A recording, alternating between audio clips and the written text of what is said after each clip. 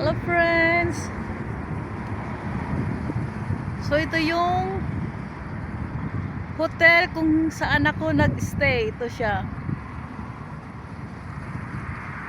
So ito yung yung barko na sasakyan papuntang Finland.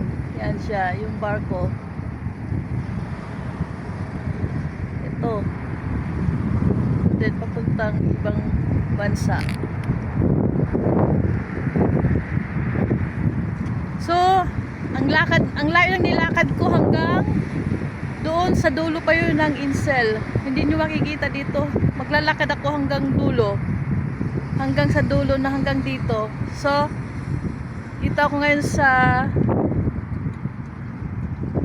Estonia Beach naglakad.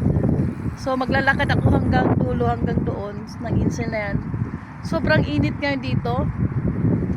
Kaya kailangan naka-jacket kasi sobrang lamig, wind pa.